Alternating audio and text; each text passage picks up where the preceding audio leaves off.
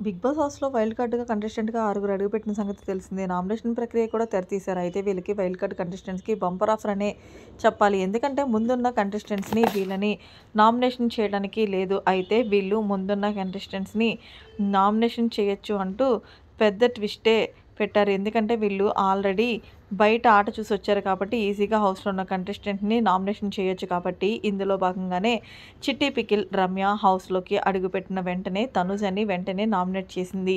అయితే చిట్టి pickle Ramya తనుజని nomination చేసి చెప్పిన పాయింట్స్ ఏంటంటే, "తనుజ గారు మీరు గేమ్ బాగానే ఆడుతున్నప్పటికీ కూడా మీ వల్ల బర్నీ గారి ఆట పూర్తిగా పోతుందనే నేనంటాను.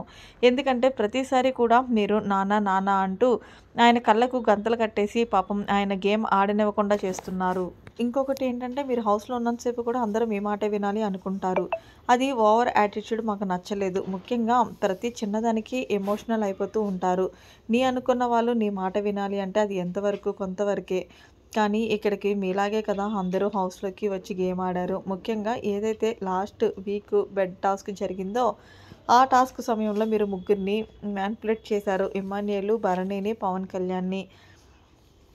ఆ రోజు మీరిక్కడ అంతమంది ఆడవాళ్ళని వాళ్ళ ముగ్గురు అటాక్ చేసినప్పటికీ కూడా, మీరక్కడ వాళ్ళెవ్వరికీ సపోర్ట్ చేయకుండా మీరు ఎంచక్కా సేఫ్‌గా ఉంటే చాలు అంటూ సేఫ్ గేమ్ ఆడారు చూడండి. అది నచ్చలేదు. సో, ఇన్ని పాయింట్స్ నా దగ్గర ఉన్నాయి కాబట్టి, నేను మిమ్మల్ని నామినేషన్ చేస్తున్నాను అంటూ చిట్టి పికిల్ రమ్య తనూజని నామినేషన్ చేసింది. అయితే తనూజ డిఫెన్స్ చేసుకొని మీరు గేము బయట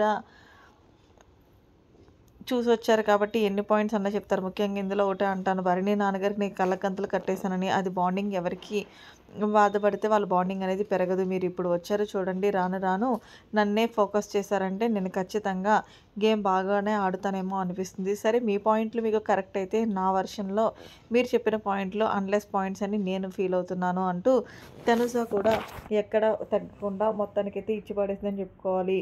మరి మొత్తానికి మీరేమనుకుంటున్నారని కామెంట్ సెక్షన్‌లో కామెంట్ చేయండి. మరిన్ని లేటెస్ట్ అప్డేట్స్ కోసం మన ఛానల్ సబ్స్క్రైబ్ చేసుకోండి. Thanks for watching. By by. Have a nice day.